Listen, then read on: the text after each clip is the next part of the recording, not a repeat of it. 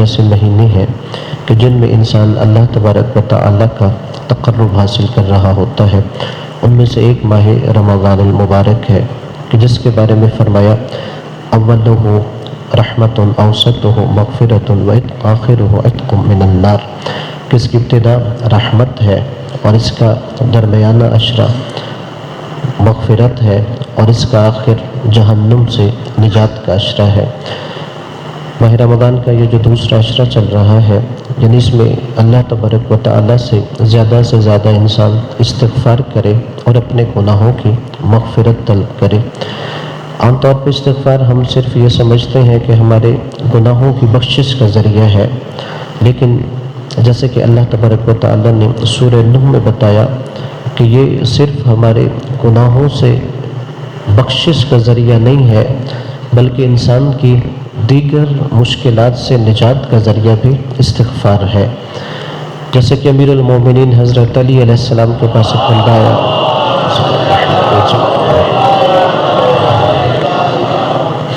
اس نے امیر المومنین سے کہا کہ میں گناہ گار ہوں، مجھے کوئی ایسا عمل دیجئے میرے گناہ معاف ہو جائیں۔ آپ نے فرمایا استغفار کرو۔ ایک شخص آیا، اس نے کہا کہ میری اولاد نہیں ہے، مجھے کوئی عمل بتائیے تاکہ صاحب اولاد ہو جاؤں۔ آپ نے فرمایا استغفار کرو۔ ایک اور شخص آ کے کہتا ہے امیر المومنین سے کہ میں غریب ہوں، تنگ دست ہوں، مفلس ہوں، کوئی عمل بتائیے اللہ مجھے صاحب ثروت دولت مند کر دے۔ آپ نے کہا استغفار کرو۔ ایک گروہ آیا، اس نے امیر المومنین سے کہا کہ ہمارے علاقے میں خشک سالی ہے، قحط ہے، باران رحمت نہیں نازل ہو رہا، آپ ہمیں کوئی عمل بتائیے کہ اللہ باران رحمت نازل کر دے۔ آپ نے کہا کہ استغفار کرو۔ اتنے میں ایک اور گروہ آ کے کہتا ہے کہ ہم نے ایک نہر نکالی تھی اپنے کھیتوں کو سیراب کرنے کے لیے، اب وہ نہر خشک ہو گئی ہے، کوئی عمل بتائیے کہ وہ نہر پھر سے جاری ہو جائے تاکہ ہمارے کھیت سیراب ہو جائے۔ امیر المومنین نے فرمایا استغفار کرو۔ اب جیسے وہ بندہ اٹھ کے گیا، صحابی رسول جناب عبداللہ ابن عباس امیر المومنین کے پاس بیٹھے تھے۔ انہوں نے کہا کہ جو بھی بندہ آتا ہے آپ اسے صرف ایک ہی وظیفہ بتاتے ہیں، استغفار کرو۔ ہر ایک کا مسئلہ الگ ہے، کوئی گناہ بخشوانا چاہتا ہے، کوئی اولاد کا طلبگار ہے، کسی کو مال چاہیے، کسی کے خشک سالی کا مسئلہ ہے، لیکن آپ نے سب کو کہا استغفار کرو۔ امیر المومنین نے فرمایا یہ میں اپنی طرف سے نہیں کہہ رہا تھا، بلکہ یہ قرآن مجید میں ہے کہ اللہ نے فرمایا استغفروا ربکم انہ کان غفارا یرسل السماء علیکم مدرارا ویمددکم باموالکم وبنین ویجعل لکم جنات وانہارا، کہ اللہ تبارک و تعالیٰ نے فرمایا استغفار کرو، استغفار کی وجہ سے اللہ تمہارے گناہوں کو بخش دے گا۔ اور پھر اللہ فرماتا ہے کہ اس استغفار کی وجہ سے اللہ تم پر آسمان سے موسلا دھار بارش نازل کرے گا، اور اسی استغفار کی وجہ سے اللہ تمہارے مال میں اضافہ کر دے گا، تمہیں اولاد بکثرت عطا فرمائے گا، اور اللہ نے کیسے استغفار کی وجہ سے اللہ تمہارے لیے جنات کو، باغات کو بھی پھر سے ہرا بھرا کر دے گا، اور اللہ تمہارے لیے نہروں کو بھی جاری کر دے گا۔ لہذا استغفار صرف ہمارے گناہوں سے بخشش کا ذریعہ نہیں ہے، بلکہ ہماری جو مادی مشکلات ہیں ان کی بھی اگر نجات چاہیے تو امیر المومنین علیہ السلام نے فرمایا استغفار کا سہارا لینا چاہیے۔ اور جب ہم استغفار کی بات کرتے ہیں اس میں ایک چیز ہمیں یہ بھی ذہن نشین کرنی چاہیے کہ استغفار کی شرائط کا خیال رکھتے ہوئے انسان خدا کی بارگاہ میں مغفرت طلب کرے، اور اس میں یہ کہ جب ہم اللہ سے مغفرت طلب کرتے ہیں جو اللہ کے حقوق ہیں وہ تو ادا ہو جاتے ہیں، لیکن جو بندوں کے حقوق ہیں ان کی معافی کے لیے طریقہ صرف اللہ کی بارگاہ میں استغفار کرنا نہیں ہوگا۔ اس میں دو صورتیں ہیں، یا تو جس کا حق ہم نے کھایا ہے یا حق میں کوتاہی کی ہے اس کا حق اسے واپس کر دیا جائے، یہ اس کے لیے استغفار سمجھی جائے گی۔ اور دوسرا یہ کہ اگر اس کا حق واپس کرنا ممکن نہیں ہے تو پھر انسان اس شخص سے معافی مانگے کہ جس کے حق میں کوتاہی کی گئی ہے۔ وہ ہے کہ اللہ تبارک و تعالی ہمیں حقیقی معنوں میں ماہ رمضان المبارک کی ساعتوں کو سمجھنے اور اس سے استفادہ کرنے کی توفیق عطا فرمائے، اور ہم سب کے گناہوں سے درگزر فرمائے۔ اپنے اپنے گناہوں کی بخشش کے لیے، مرحومین کے بلندی درجات کے لیے، دعاؤں کی استجابت کے لیے بلند تر صلوات۔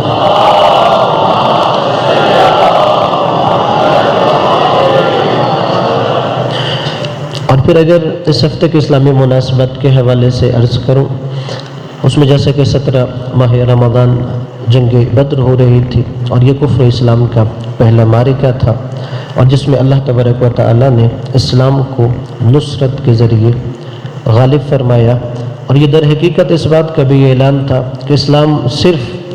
کمیت نہیں دیکھتا، تعداد نہیں دیکھتا، بلکہ اسلام کیفیت کو بھی دیکھتا ہے۔ اور جیسے اللہ نے سورہ توبہ کی آیات اور سورہ انفال کی آیات میں واضح طور پہ فرمایا کہ اگر تم میں سے ایک صاحب ایمان ہو تو وہ 200 کافروں پر بھی غالب آ سکتا ہے، اور یہ اللہ تبارک و تعالیٰ کا وعدہ اٹل ہے۔ اور دیکھا بھی کہ اللہ تبارک و تعالیٰ نے جنگ بدر میں فرشتوں کے ذریعے نصرت فرمائی، اور اللہ تبارک و تعالیٰ نے کفر اسلام کے پہلے معرکے میں یہ سمجھایا کہ اگر تم ثابت قدم رہو، اگر تم میرے دین کی نصرت کے لیے میدان میں آؤ تو اللہ تمہیں تنہا نہیں چھوڑے گا، اگرچہ تمہاری تعداد، تمہارا اسلحہ کم بھی ہو، لیکن یہ اللہ نے وعدہ فرمایا ہے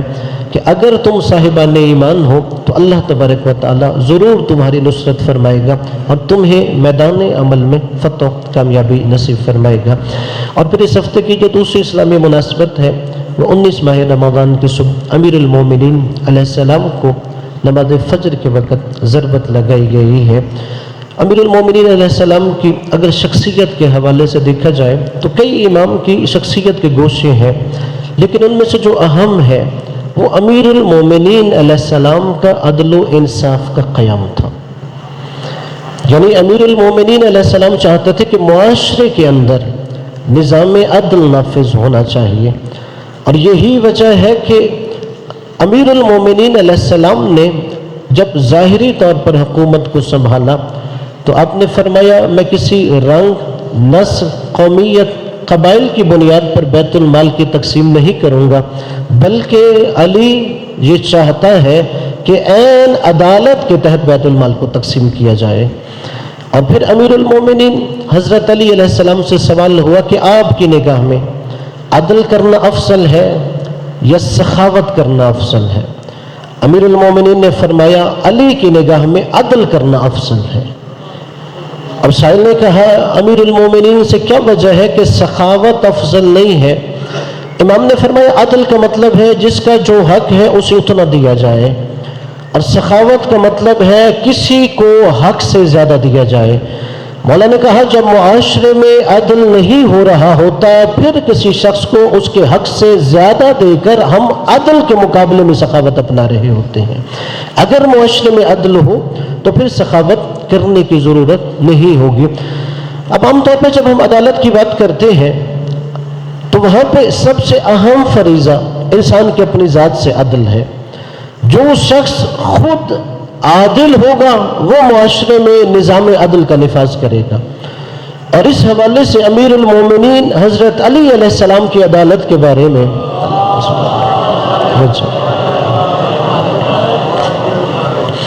کہ جو ایک عیسائی مؤرخ کا جملہ ہے کہ جارج ارداق کا، کہ اس نے جب مولا علی علیہ السلام کی عدالت پہ کتاب لکھی کہ علی صوت العدالت الانسانیہ، کہ ندائے عدالت انسانی کی آواز کو علی کہتے ہیں، وہ کہتے ہیں میں کتاب لکھنے کے بعد جب اس کتاب کا مقدمہ لکھ رہا تھا کہ میں حضرت علی کے بارے میں عیسائی کیا لکھوں، وہ کہتا ہے میں نے لکھا علی عادل ہے، اور پھر میں قلم رکھ کے سوچنے لگا کہ میرا جملہ چھوٹا ہے، علی اس سے بلند ہے۔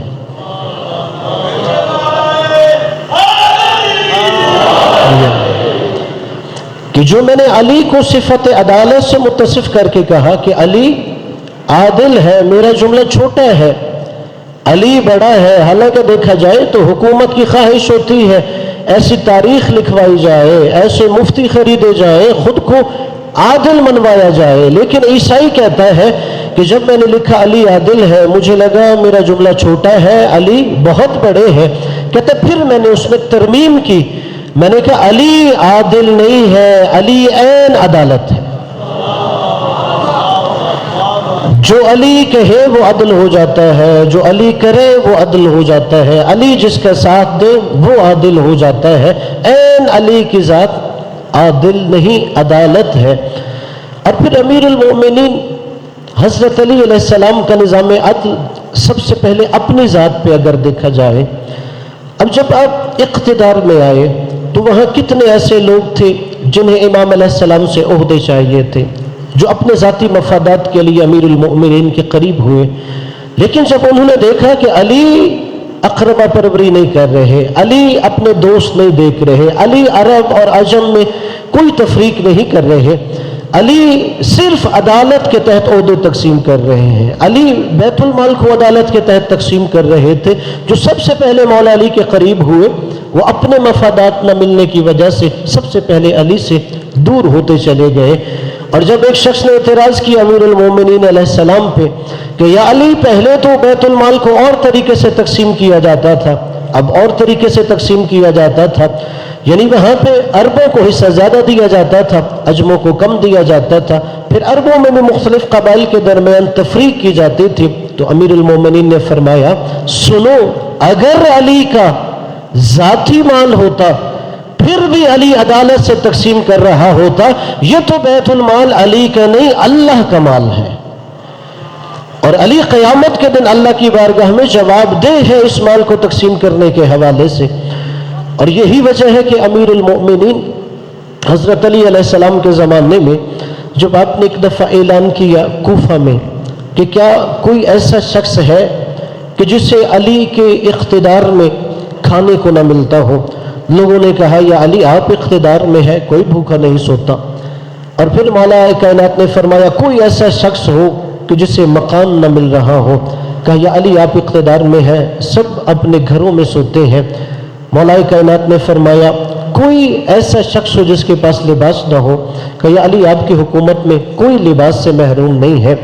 پھر امیر المومنین علیہ السلام کے عدل کے نفاذ کے لیے یہ جملہ ارشاد فرمایا، مولا نے فرمایا اگر علی کو اقلیم سبعہ یعنی ساری کائنات کی،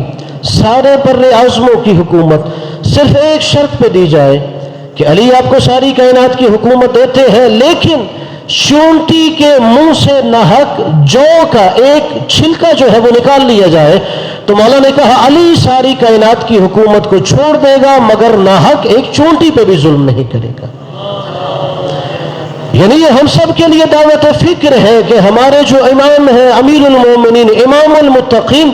وہ چاہتے ہیں کہ چاہے جائے کہ انسان اپنے مفادات کے لیے ظلم کا ساتھ دے رہا ہو، علی یہ بھی پسند نہیں کرتا کہ ساری کائنات کی اگر مجھے حکومت اور اقتدار مل جائے، صرف یہ کہ میں چونٹی پہ ناحق ظلم کر رہا ہوں، تو علی یہ بالکل پسند نہیں کرے گا۔ اور پھر جناب ابن عباس کی روایت گواہ ہے کہ امیر المومنین نے اقتدار کو بھی کیوں قبول کیا، کہ جب امیر المومنین اپنا جوتا سلائی کر رہے تھے تو جناب ابن عباس نے کہا کہ آپ اسے تو مزید ٹانکے لگانے کی بھی گنجائش نہیں ہے، تو امیر المومنین نے کہا کہ کیا قدر و قیمت ہوگی، اگر مولا علی سے نسبت ہٹا کے انہوں نے کہا دیکھا جائے تو شاید بازار میں سے کوئی بھی نہیں خریدے گا، تو مولا نے فرمایا علی کی نگاہ میں جو حکومت اس جوتے سے بھی کمتر ہے۔ اب یہاں پہ لوگ سوال کرتے پھر علی نے اقتدار کیوں قبول کر لیا، علی نے کیوں حکومت قبول کر لی؟ مولا نے کہا صرف علی نے اقتدار اس لیے قبول کیا ہے کہ ظالم سے حق لے کر مظلوم کو اس کی دہلیز پہ حق دیا جائے،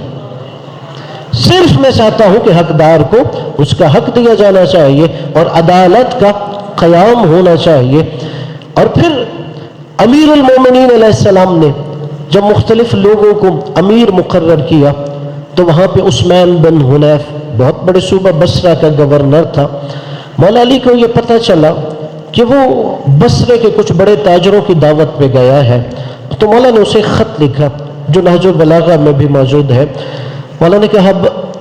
عثمان بن حنیف مجھے پتہ چلا ہے تم ان لوگوں کے دروازے پہ کھانے کے لیے گئے، تمہیں دعوت دی گئی ہے کہ جہاں سے غریبوں کو دھتکار دیا جاتا ہے، اور وہاں تم نے مختلف انواع کے کھانے کھائے ہوں گے۔ تو وہاں مولا نے فرمایا ایک جملہ کہ دیکھو عثمان بن حنیف، تمہارا امام وہ ہے جس نے اس دنیا کی زندگی میں 2 چادروں اور 2 روٹیوں پہ گزارا کیا ہے۔ امام نے آگے فرمایا اور میں یہ جانتا ہوں تم یہ نہیں کر سکتے، علی یہ کر رہا ہے مگر تم یہ نہیں کر سکتے، مگر مولا نے کہا میں عثمان بن حنیف تمہیں یہ بھی نہیں کہتا کہ جیسے علی نے 2 شاطوں یا 2 روٹیوں پہ گزارا کیا، مگر تمہیں اتنا کہتا ہوں کہ تم علی کے چاہنے والے ہو، علی کے راستے پہ چلنے والے ہو، تو تقوی، پرہیزگاری اور ان معاملات میں علی کا ساتھ دو، بجائے تم ان لوگوں کے دروازے پہ جاؤ کہ جہاں پر غریبوں کا حق مارا جاتا ہے، تم علی کا ساتھ دو کہ جہاں ناحق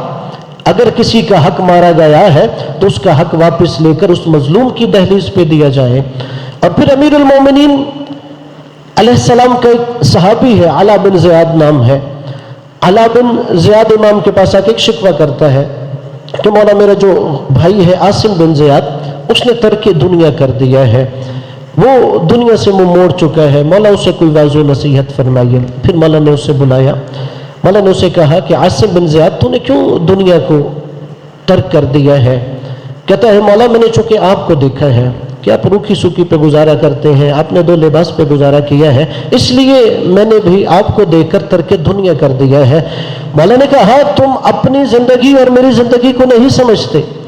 علی ایک حاکم ہے، علی آئمہ حق میں سے ہے،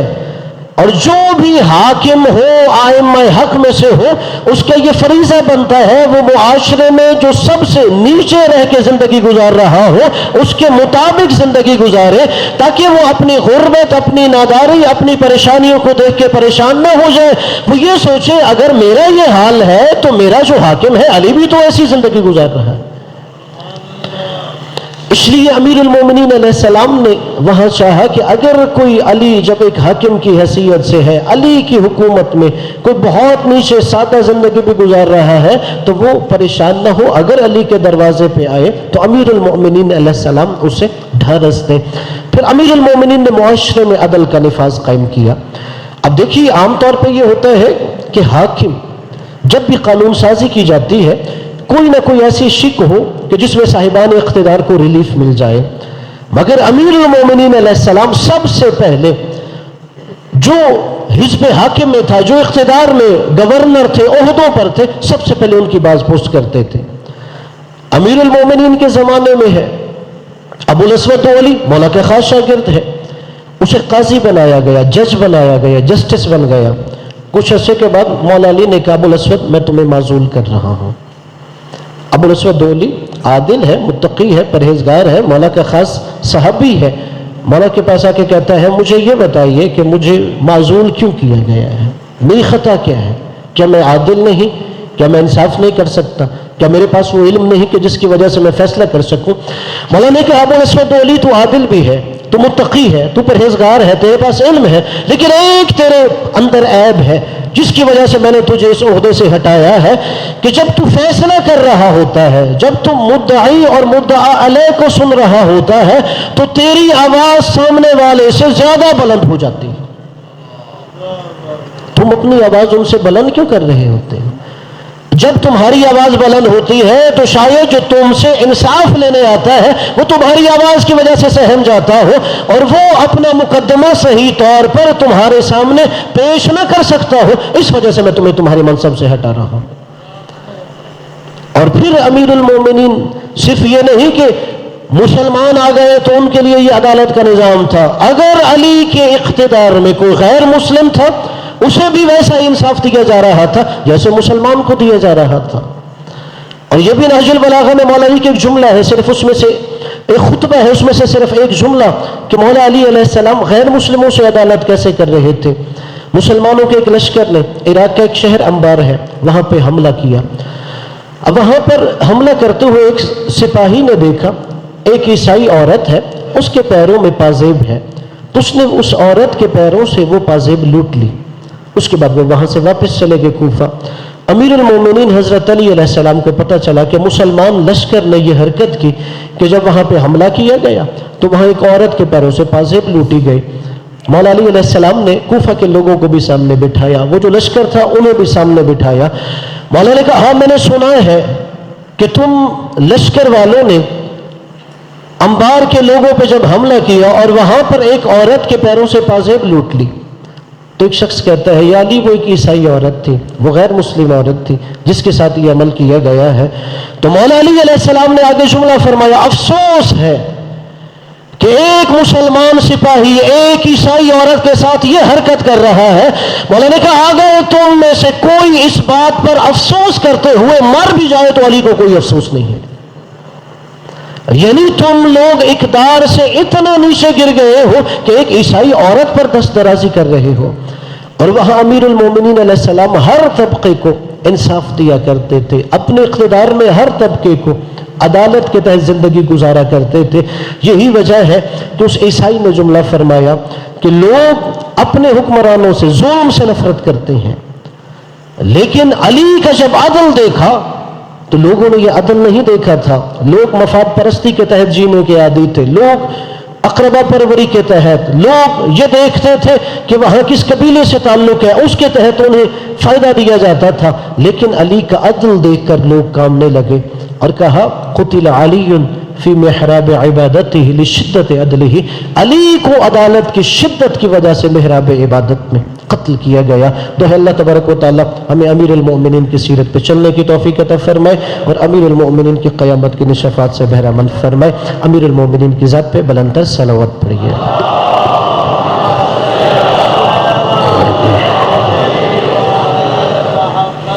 آخر میں عالمی حالات کے تناظر میں عرض کروں گا، جیسے کہ چند روز پہلے اسرائیل اور امریکہ نے ایران پر حملہ کیا ہے اور ہم اس حملے کی مذمت کرتے ہیں، اور اس کے لیے انقلاب اسلامی ایران، اس کے شہداء، اس کے پاسداران انقلاب، اس کی فوج کے ساتھ اظہار یکجہتی کرتے ہیں۔ اور اگر دوسری طرف دیکھا جائے تو جہاں پر رہبر معظم آیت اللہ سید علی خامنہئی علی اللہ مقامہ کی شہادت میں جو بھی ان سے عقیدت رکھتا تھا، جو بھی شیعہ تھا، اس نے ان کے ساتھ اپنی محبت کا اظہار کیا۔ وہیں پر ہم نے یہ بھی دیکھا جو غیر شیعہ لوگ تھے، جو عوام تھی، یعنی انہوں نے دیکھا جو ساری زندگی ہمیں سبق پڑھایا جاتا رہا اہل تشیع کے بارے میں، لیکن اگر کوئی ظلم کے خلاف ڈٹا ہوا ہے تو وہی ہے کہ جو شیعہ نے حیدر کرار ہے۔ اور دیکھیے ایک قائد کے اندر کیا صلاحیت ہونی چاہیے، ایک رہنما، ایک لیڈر کے اندر کیا صلاحیت ہونی چاہیے۔ قیادت یہ نہیں ہے کہ دوسروں کے بچے مر رہے ہوں میں اپنی جان بچا رہا ہوں۔ اگر آپ دیکھیے غیر مسلموں کے جو حکمران ہیں وہ سب سے پہلے اپنی جان بچانے کی فکر کر رہے ہوتے ہیں۔ عام طور پہ جب اسرائیل پہ حملہ ہوتا ہے تو ان کا وزیر اعظم کی کوشش ہوتی ہے میں جلد از جلد اسرائیل چھوڑ کے کسی اور محفوظ ملک میں چلا جاؤں، لیکن جب انقلاب اسلامی ایران کے قائد آیت اللہ علی خامنہئی صاحب کے بارے میں تمام عالمی میڈیا یہ کہہ رہا تھا شاید وہ کسی بنکر میں چلے گئے ہیں، شاید وہ تہران سے کسی دور دراز علاقے میں چلے گئے ہیں، لیکن جب شہادت کے بعد رپورٹس آئی تو انہوں نے کہا، جب انہیں ان کی اعلیٰ قیادت نے کہا ہمیں آپ کی جان کی فکر ہے، ہم یہ چاہتے ہیں کہ آپ کو کہیں دور بنکر میں بھیج دیا جائے، تو آپ نے کہا نہیں، میرے ملک کی جہاں 9 کروڑ عوام رہے گی علی خامنہئی بھی وہیں رہے گا۔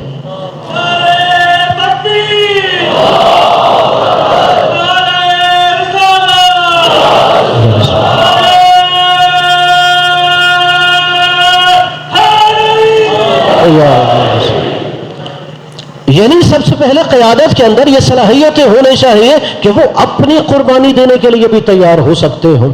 اور پھر اس حوالے سے دیکھا جائے امریکہ نے جو بربریت کی ہے، یعنی اب تک 1,500 کے لگ بھگ لوگ ایران میں شہید ہو چکے ہیں،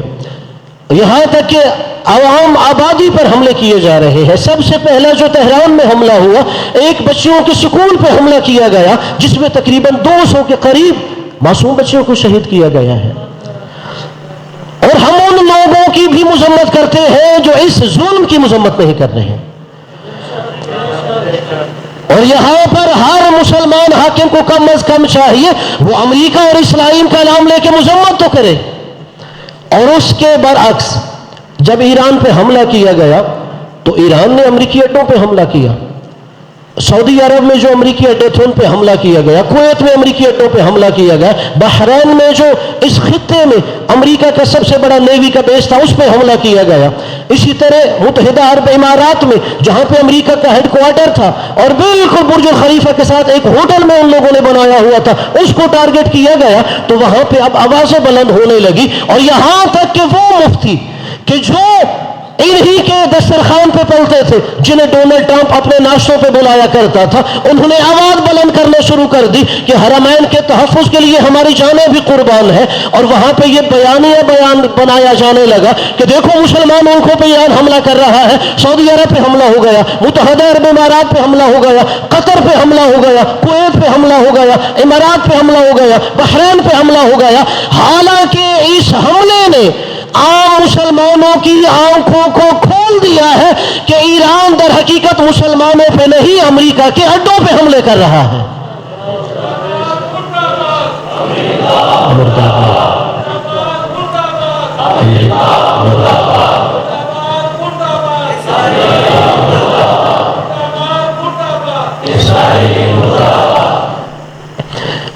और यहां पर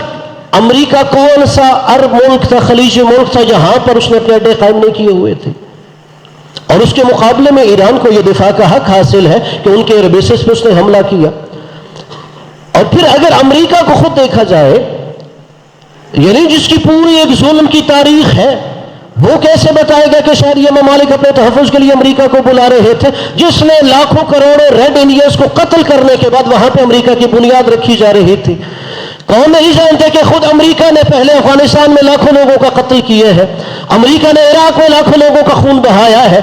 इसी अमेरिका ने इसराइल के साथ मिलकर लुबनान में लाखों लोगों का खून बहाया है, इसी अमेरिका ने लीबिया में लाखों मुसलमानों का खून बहाया है, इसी अमेरिका ने वियतनाम में वहां नस्ल कुशी की है। यानी जो भी जिंदा ज़मीर इंसान है वो हमेशा जालिम की मजम्मत करता है, मजलूम के साथ खड़ा होता है। और हम मुसलमान हुक्मरानों से भी यही कहेंगे, इन मुफ्तियों से भी यही कहेंगे जो हमेशा तकफीर का साथ देते हैं, जो सिर्फ अहले बैत के बोझ की वजह से अहले तशय्यो और अहले बैत के हुक्मदारों के खिलाफ खड़े नजर आते हैं। कि अल्लाह ने वाज़ेह कहा, ला यजरिमन्नकुम शनआन कौमिन अला अल्ला तादिलू, याद रखो ये अल्लाह का तुम्हें हुक्म है, किसी कौम की दुश्मनी तुम्हें इस बात पर न उभार दे कि तुम अदल इंसाफ भी न कर सको। तुम देख रहे हो कि उन हत्तों को मारा जा रहा है, तुम देख रहे हो सिर्फ जालिम के खिलाफ आवाज बुलंद करने की वजह से ईरान पे हमला हो रहा है, तुम देख रहे हो कि मुसलमान हुक्मरान अपने अड्डे इसलिए अमेरिका और इसराइल को दे रहे हैं ताकि मुसलमानों का नाहक खून बहाया जा रहा हो। और इंशाअल्लाह जो भी जिंदा ज़मीर है वो देखेगा कि ये जितनी भी आमरीयत है, जितनी भी अमेरिका का साथ देने वाली बादशाहतें हैं, इनकी आवाम इस जुल्म के खिलाफ अपने बादशाहों के खिलाफ सदा एहतजाज बुलंद करेगी। और इसलिए आपने देखा कि बहरीन में जब ये हालात पैदा हो गए तो वहां की गयूर अवाम ने अपने बादशाहों के खिलाफ एहतजाज करना शुरू कर दिया कि यानी हमारा सबसे बड़ा जो अमेरिका का नेवी का बेस है वो बहरीन में दिया हुआ है। और यकीनन यहाँ पर पाकिस्तान के हुक्मरानों का भी ये फर्ज बनता है कि वो अलल ऐलान अमेरिका और इसराइल की मजम्मत करें और ईरान के साथ हर लिहाज से खड़े होना चाहिए। और दुआ है कि अल्लाह तबारक व तआला ईरान को हर मार्के में फतह कामयाबी नसीब फरमाए।